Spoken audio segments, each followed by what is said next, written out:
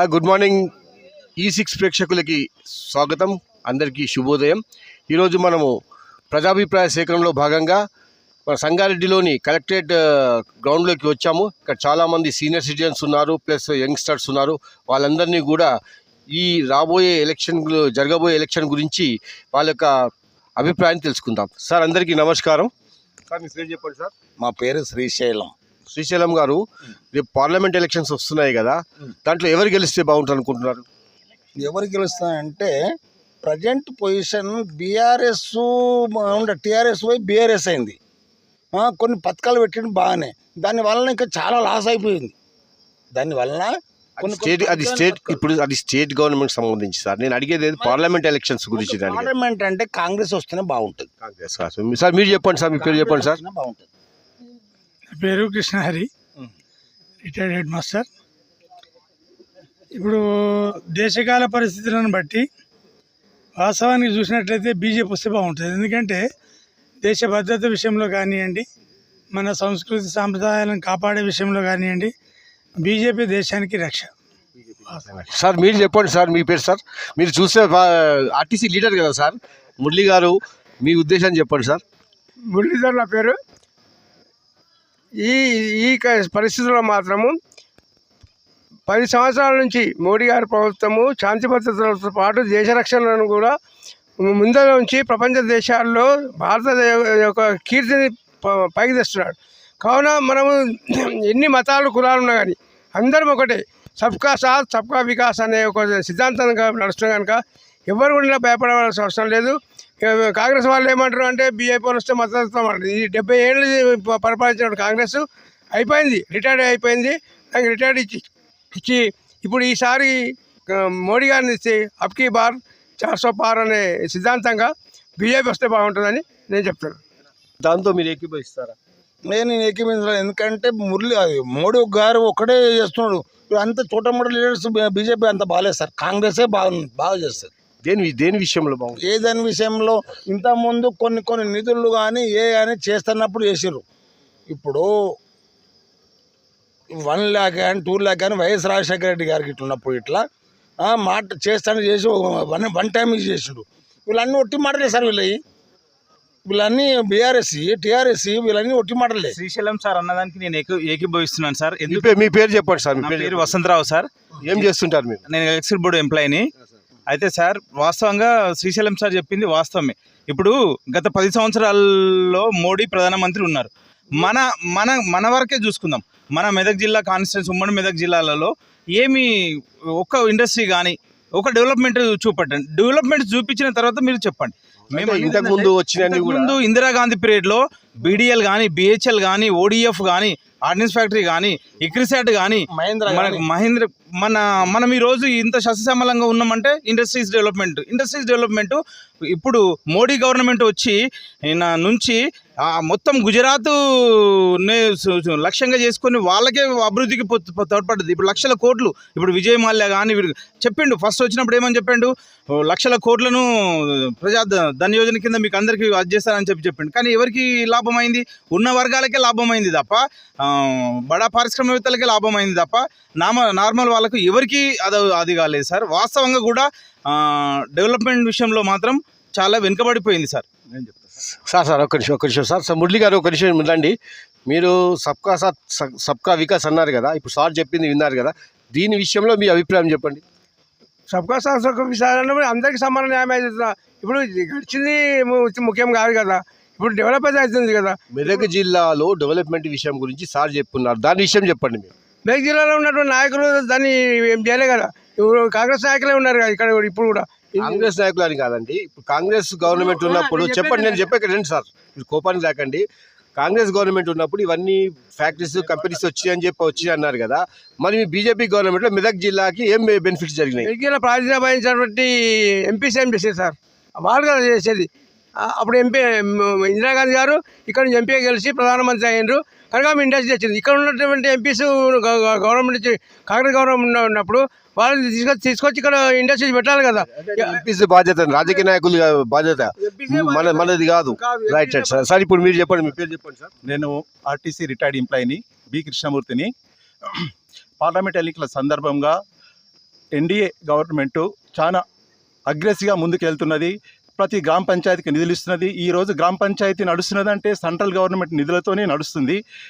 Development అనేది ఒక స్థిరంగా నడుస్తుంది. కాబట్టి మనము బీజేపీ గవర్నమెంటు అగ్రెసివ్గా వెళ్తుంది. ప్రపంచంలో నంబర్ 1 ఇండియా స్థానం తీసుకెళ్లే ప్రయత్నంలో ఉంది. కాబట్టి మోడీ ఆహర్నిశలు కృషి చేస్తూ ఇండియా అభివృద్ధికి తన పూర్తి సహకారము, తన జీవితాన్ని అంకితం చేసిండు. కాబట్టి అదే ఇండియా అనే కూటమిలో చిన్న ఇస్తరాకు అన్న కూటమిలో ఎవరు ప్రధానమంత్రో, ఎవరు ముఖ్యమంత్రో, ఎవరో తెలియకుండా అయిపోయింది. కాబట్టి అది చినిగిన ఇస్తరాకుకు సమానము.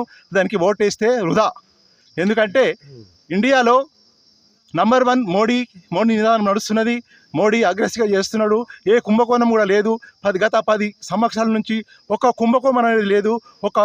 ఒక పైసా కూడా ఫ్రాడ్ అనేది లేదు. ఈరోజు రాష్ట్ర ప్రభుత్వం నడుస్తుందంటే కేంద్ర నిధులతోనే నడుస్తుంది. రాష్ట్ర ప్రభుత్వం పరిపాలన పూర్తిగా స్తంభించిపోయింది. ఎక్కడ కూడా నిధులు లేవు. ఒకరి మీద ఒకరు ఆరోపణలు చేసుకున్నాడు తప్ప ప్రజలకు చేసింది ఏమీ లేదు. సార్ దీని విషయంలో మీరేం చెప్తారు సార్? చెప్పండి సార్. సార్ వాస్తవమే సార్, మీరు అంటున్నారు డెవలప్మెంట్ అని అంటున్నారు కదా సార్. ఈరోజు మొన్న లాస్ట్ వీక్లో మీరు ఈనాడు మ్యాగజైన్లో చూడండి, గుజరాత్లో ఉన్న ఎంప్లాయీస్ ఇప్పుడు మనం ఆదర్శంగా తీసుకోవాల్సింది. ఇప్పుడు ఇంతకుముందు సార్ అన్నారు ఇందిరాగాంధీ ఉమ్మడి మెదక్ జిల్లాకు మన ఎంపీగా ఉండి ప్రధానమంత్రి అయింది కాబట్టి ఒక్క నిమిషం సార్ చేసిండు, ఇండస్ట్రీస్ వచ్చాయని చెప్పారు కదా సార్. ఇప్పుడు నేను అనేది ఏంటంటే సార్, ఇప్పుడు ప్రజెంట్గా లాస్ట్ వీక్ మ్యాగజైన్లో చూడండి సార్, గుజరాత్లో ఒక ఎంప్లాయీకి 23,000 సార్ శాలరీ సార్. 23,000 సార్. తెలంగాణలో ఎట్లా ఉన్నాయి చూడండి సార్. ఎట్లా అంటే వ్యత్యాసం చూడండి సార్. అక్కడ ఇప్పటికీ అవుట్సోర్స్ ఎంప్లాయీస్ కూడా చాలా ఘోరమైన పరిస్థితి ఉంది గుజరాత్లో. ఇప్పుడు మనం మోడల్గా చెప్తున్నాం కదా సార్, గుజరాత్ డెవలప్మెంట్ అని చెప్తున్నాం కదా సార్. చూడండి సార్, మీరు గుజరాత్కు మన ప్రైవేటైజేషన్, ఇప్పుడు గవర్నమెంట్ వస్తే ప్రైవేటైజేషన్ చేస్తే అని చెప్పి అంటున్నారు కదా, ప్రైవేటైజేషన్ చేస్తే మంచిదా కాదా సార్? ఇప్పుడు మీరు గమనించండి, ఇప్పుడు ఎలక్ట్రిసిటీ బోర్డు విషయంలో కానీ, మీరు ప్రతి BSNL విషయంలో కానీ, ఇప్పుడు రైల్వే విషయంలో కానీ ప్రతిదీ ప్రైవేటైజేషన్. అది ప్రైవేట్ చేయడం వల్ల ఎవరికి పెట్టుదారి వర్గానికే యూజ్ అవుతుంది, పెట్టుబడిదారు యూజ్ అవుతుంది తప్ప నార్మల్ పీపుల్కి అయితే యూజ్ కావట్లేదు సార్. ఓకే సార్, మీరు చెప్పండి సార్ దీని విషయంలో. ఇప్పుడు పెట్టుబడిదారి విషయం కాదు సార్. ఇప్పుడు ప్రైవేటీకరణ ఎందుకోసం? ఇప్పుడు ఆల్వెన్ మంచిగా పనిచేస్తుంది. ఆల్వెన్లో ఉన్నటువంటి ఆఫీసర్స్ ప్రైవేట్ వాళ్ళతో లింక్ అయ్యి పని చేయకపోతే అప్పుడు గవర్నమెంట్ ఏం చేస్తుంది? పుణ్యానికి జీతాలు ఇస్తారా? ఎవరైనా కష్టపడాలంటుంది కానీ కష్టపడకుండా నేను ఇంట్లో పడుకుంటా అంటే ఈ తప్పిదము గవర్నమెంట్దా, పనిచేసే ఎంప్లాయీస్దా? కార్మికులు కాదు, ఆఫీసర్స్దే. గవర్నమెంట్ చేసేటువంటి ఆఫీసర్స్తోనే లాలు చేయి ఇది ప్రైవేటీకరణ అవుతుంది. కానీ కార్మికులు 90% కార్మికులు ప్రైవేటీకరణ, బీజేపీ గవర్నమెంట్ ప్రైవేటీకరణ చేస్తుంది అంటే మంచిదా చెడ్డదా? కాదు, మేము ఒప్పుకోము. బీజేపీ గవర్నమెంట్ ప్రైవేటీకరణ చేస్తే మేము ఒప్పుకోము. ఆల్రెడీ మేము BMS బీజేపీకి ఓటు వేయమంటారు, బీజేపీ ప్రైవేటీకరణ చేయొద్దంటే ఓటు అనేది డెవలప్మెంట్. ఓటు అంటే స్వార్థం కాదు, ఇది కార్మికులకు స్వార్థం కాదు. నాకు ₹1,00,000 ఇస్తా అంటే నేను ఓటేస్తా కాదు. ఇది దేశ అభ్యున్నతికి పాటుపడాలి, దేశాన్ని దృష్టిలో పెట్టుకుని ఓటేయాలంటారు. దేశం మీరు చెప్పండి సార్. శ్రీశైలం సార్ ఇప్పుడు వాళ్ళు చెప్పిందని మీరు చెప్పండి. ఇప్పుడు దేశానికి ఇందిరాగాంధీ ఉన్నప్పుడు మస్తు నిధులు ఇచ్చింది, ఏదైనా బాగానే చేసింది. ఇప్పుడు ఇంకొకటి మన ఏది వాళ్ళ ప్రభుత్వం వాళ్ళు ఏం ఆశించలేదు సార్, డబ్బు ఆశించలేదు సార్. కాంగ్రెస్ ప్రభుత్వం బాగా చేసింది. సార్ మీరండి సార్ మీరండి. Right okay no problem sir. మీరండి, చెప్పండి సార్. ఇప్పుడు వచ్చిన ఈ రాబోయే పార్లమెంట్ ఎలక్షన్స్ లోపల ఎవరు గెలిస్తే బాగుంటుంది? బీజేపీయా మన కాంగ్రెసా? సార్ 100% బీజేపీ రావాలి సార్. ఎందుకంటే ప్రజెంట్ 10 సంవత్సరాల్లో డెవలప్మెంట్ చూడండి, లాస్ట్ 70 ఇయర్స్లో డెవలప్మెంట్ చూడండి. ప్రజెంట్ లాస్ట్ 10 ఇయర్స్లో విలేజ్లలో వెళ్తే నార్మల్గా మరుగుదొడ్లు లేకుండే సార్. ప్రతి ఇంటికి మరుగుదొడ్లు కల్పించింది. ఇంకోటి ఏంటంటే కట్టెల పొయ్యితోని వాడేవాళ్ళు, చాలా ఇబ్బంది పడేవాళ్ళు. ప్రతి మహిళకు ఆల్మోస్ట్ ఒక 10 కోట్ల వరకు గ్యాస్ కనెక్షన్స్ ఇచ్చినాయి. ఇంకోటి ఏంటంటే మెయిన్గా విలేజ్లలో ఎవ్వరికి ఏమి బ్యాంకింగ్ అంటే ఎవ్వరికి ఏమీ తెలియదు, ఎలా వెళ్ళాలి ఏందనేది. బీజేపీ గవర్నమెంట్ వచ్చిన తర్వాతనే మొత్తం డిజిటల్ పేమెంట్స్ వచ్చినాయి చాలా మటుకు. కానీ ఈవెన్ పాన్ షాప్లలో కానివ్వండి, పళ్ళ బండి మీద కానీ అంతా డిజిటల్ పేమెంట్ చేస్తారు. రూపాయి కూడా డిజిటల్. ఈవెన్ నార్మల్గా లేబర్ చేసే వాళ్ళు కూడా ప్రతి ఒక్కరికి బ్యాంక్ అకౌంట్ ఓపెన్ చేసినారు. వాళ్ళకి ఏంటంటే బ్యాంకింగ్ ఎలా చేయాలి, ఏం చేయాలి అనేది డెవలప్మెంట్ చేసినారు. ఇంకోటి ఏంటంటే సార్, విస్తీర్ణీకరణ చూడండి, ప్రీవియస్ విస్తీర్ణీకరణ చూడండి. Present road windings plus highways, national highways, ట్రైన్లు కానీ ప్రజెంట్ పాతవి ఎన్ని ఉండే, ప్రజెంట్ ఎన్ని ఉండే, ఎయిమ్స్ కాలేజ్ అనేది, మెడికల్, వందే భారత్ కూడా వందే భారత్ రైల్స్, ప్లస్ ఇంకోటి ఏంటంటే మెయిన్గా ఏంటంటే ఉచితాలు లేవు సార్ బీజేపీ గవర్నమెంట్లో. ఇంకోటి ఏంటంటే కాంగ్రెస్ గవర్నమెంట్ ఉచితాలు ఇచ్చి పనిమాలే పథకాలు ఇచ్చి అందరికీ సోమరిపోతులను తయారు చేసింది. బీజేపీ గవర్నమెంట్ చేయట్లేదు. ఎందుకంటే బీజేపీ గవర్నమెంట్ 10,000 నుంచి 10 లక్షల వరకు లోన్ కల్పిస్తుంది. ఎందుకు? మీరు కష్టపడండి, లోన్ తీసుకోండి, మళ్ళీ రిటర్న్ కట్టండి వితౌట్ ఇంట్రెస్ట్. ఎందుకంటే సార్ మీరు చెప్పండి సార్, మీ ఉద్దేశం చెప్పండి సార్. మా ఉద్దేశం లేదు సార్, మేమైతే కాంగ్రెస్ ఫేవరు. అప్పుడు ఇప్పుడు ఎప్పుడైనా చెప్తా, పబ్లిక్ ఎక్కడ చెప్పాలి. సీనియర్ సిటిజన్స్ చాలా మంది కూడా మొత్తంగా కాంగ్రెస్ సార్, ఎందుకంటే ఉపాధి కల్పించింది, ఇండస్ట్రీలో రిజర్వేషన్ పెట్టింది, ఇండస్ట్రీ కొత్త ఇండస్ట్రీ తీసుకొచ్చింది. వీళ్ళు వచ్చి నుంచి కొత్త ఇండస్ట్రీ లేదు, అమ్మడమే కానీ కొత్త తీసుకొచ్చింది లేదు. నీకు ప్రాజెక్ట్ వచ్చిందంటే 100 మంది 50 మంది దాన్ని కెపాసిటీ బట్టి బతుకుతారు. ఇక్కడ బతుకుతారు కరువు అవుతుంది, బతుకుతారు కరువు అయిపోతుంది. నువ్వు రిజర్వేషన్ కల్పించు, ఇండస్ట్రీ తీసుకురా, ప్రైవేటీకరణ చేయకు. ఫస్ట్ ప్రైవేటీకరణకు మీరు వ్యతిరేకం. మీరు చెప్పండి సార్. ఇప్పుడు మామూలుగా చెప్తున్నా గుజరాత్ రాష్ట్రంలో చూసుకుందాం. ఒక్క నిమిషం ఆగండి. గుజరాత్ రాష్ట్రంలోనే డెవలపేషన్ మోడీ గారు ఎక్కడ చూసినా కానీ గుజరాతే రోల్ మోడల్ అంటారు కదా. వినండి సార్, ఇంకొకటి అక్కడ చేస్తున్నాము కానీ ఇక్కడ రోడ్లు బాగాలేవు, ఒక ట్రైన్ లేదు, ఏది లేదు, అన్ని చేపిస్తామంటారు, లైన్ చేస్తామంటారు, ఇంతవరకు ఏం లేదు సార్. బీజేపీ పాలకులు చాలా బాగా చేస్తున్నారు, డెవలప్మెంట్ చేస్తున్నారు అంటున్నారు. గత 20 సంవత్సరాల్లో సంగారెడ్డిలో పరిస్థితి ఎట్లా ఉండే, ఇప్పుడు పరిస్థితి చూడండి సార్. ఇప్పుడు ప్రజెంట్గా ఏది మీరు ఏ దాంట్లో తీసుకోండి, ఇప్పుడు భవన కార్మికుల దాంట్లో చూడండి, మొత్తం నార్త్ వాళ్ళే వచ్చారు. పెయింట్ రంగంలో చూసుకోండి, ప్రతి దాంట్లో నార్త్ వాళ్ళే పని చేస్తున్నారు. మళ్ళీ నార్త్ లో డెవలప్మెంట్ ఉంటే వాళ్ళు ఇక్కడ మన దగ్గరికి ఎందుకు వచ్చి చేస్తారు? వాళ్ళు మన దేశ సభ్యులే కదండి, మన పౌరులే కదా. అంటే మన పౌరులు ఇంకో దగ్గర రావద్దా? అక్కడ అకామిడేషన్ అనేది లేదు సార్, డెవలప్మెంట్ అనేది లేదు. అలా కాదండి. సార్ నేను ఒక విషయం చెప్తానండి సార్, నాకు ఒక విషయం ఆగండి. మన దగ్గర డెవలప్మెంట్ ఉన్నట్టే కదా. ఇప్పుడు వేరే స్టేట్స్ నుంచి వచ్చిరంటే మన తెలంగాణ డెవలప్మెంట్ ఉన్నట్టే కదా. ఒక 10 years బ్యాక్ తెలంగాణ చూడండి, 10 years ఆఫ్టర్ 10 years తెలంగాణ చూడండి. తాపీ మేస్త్రీలు ఆంధ్ర నుంచి ఇక్కడికి వచ్చి పనిచేస్తున్నారు. ఈ తెలంగాణ నుంచి ఎవరైనా ఆంధ్ర సైడ్ కానీ వేరే రాష్ట్రాలకు కానీ పోయి ఎవరైనా పనిచేస్తున్నారా?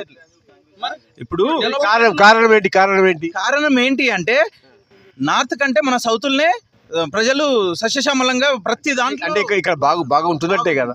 బాగున్నట్టే కదా సార్, బాగున్నట్టు అంటే డెవలప్మెంట్ అయినట్టే కదా సార్. సార్ ఇప్పుడు సార్ సింపుల్ గా నేను ఎవరికి వ్యతిరేకం కాదు. ఇప్పుడు ప్రైవేటీకరణ చేస్తున్నారు గవర్నమెంట్ ఎంప్లాయీస్. ఇప్పుడు గవర్నమెంట్ సంస్థలను అంటే సార్, ఇప్పుడు గవర్నమెంట్ సంస్థలను ఎందుకు ప్రైవేటీకరణ చేస్తారని ఒక్క క్వశ్చన్ వేసుకోండి సార్, గుండె మీద చేసుకొని చెప్పండి సార్. మీ డ్యూటీ మీరు పర్ఫెక్ట్ గా చేస్తే ఎవరు ప్రైవేటీకరణ చేయాల్సిన అవసరం లేదు మనకి. ప్రైవేటీకరణ చేయాల్సిన అవసరం ఏముంది? శ్రీశైలం సార్ మీరు చెప్పండి, మీరు ఇలా కన్ఫ్యూజ్ కాకండి. మీ అభిప్రాయాన్ని భేదాలు ఏం లేకుండా ఓపెన్ హార్టెడ్ గా చెప్పండి సార్. ఒక నిమిషం నేను మాట్లాడతాను. రైతులకు అందరికీ ప్రతి రైతుకు 4 నెలలకు 2,000, 2 గుంటలున్న రైతుకైనా సంవత్సరంకి 6,000, 10 ఎకరాలున్న 6,000, 90% రైతులకు ఇస్తున్నాడు. మొత్తం మంచిదే కాదా? చిన్న రైతుకి ఎందుకు ఇవ్వద్దు? 2 గుంటలు 4 గుంటలు 10 గుంటలు ఉన్న రైతుకు ఉపయోగపడుతుంది సార్. అది రైతుకు ఉపయోగపడుతుంది. 2,000 అంటే మినిమం ఇప్పుడు ఎన్ని ఎకరాలు, మినిమం 5 acres బిలో వారికే 2,000 ఇస్తుంది. 5 acres దాటిన వాళ్ళకి ఇవ్వట్లేదు. రైతులకు ఇస్తే ఎందుకు సార్, ఎందుకు బెనిఫిట్ కాదు? మంచిదే కదా. ఇంకోటి మీరు చెప్పండి సార్. కాంగ్రెస్ బెటర్ సార్, ఎందుకంటే రోడ్లు వేస్తామని చెప్పారు. 10 సంవత్సరాల నుంచి రోడ్లు లేదు. ఎక్కడ చిల్వ డామ్ మెటల్కుంట వాళ్ళ పీరియడ్ కాంగ్రెస్ గవర్నమెంట్ లో ఎన్ని స్కామ్స్ ఉన్నాయి చూడండి. గడ్డి స్కామ్, హవాలా స్కామ్, మొత్తం 2G స్కామ్, అన్ని స్కామ్లే. 70 సంవత్సరాల్లో మొత్తం స్కామ్లే. ఏ నుంచి స్టార్ట్ చేస్తే జడ్ వరకు స్కామ్లే ఉన్నాయి. బీజేపీ గవర్నమెంట్ లో స్కామ్లు తీయండి, ఒక స్కామ్ పేరు చెప్పండి సార్. మీరు చెప్పండి సార్. ఇంకేం sir? Okay sir, thank you, ధన్యవాదాలు sir. Thank you very much. ET ప్రేక్షకులకి ఇక్కడ తారా కాలేజ్, మన కలెక్టరేట్ కాలేజీలో ప్రజాభిప్రాయాన్ని విన్నారు. మీ ముందు కెమెరామెన్ ఈశ్వర్ గారితో మీ కమలాకర్. Thank you.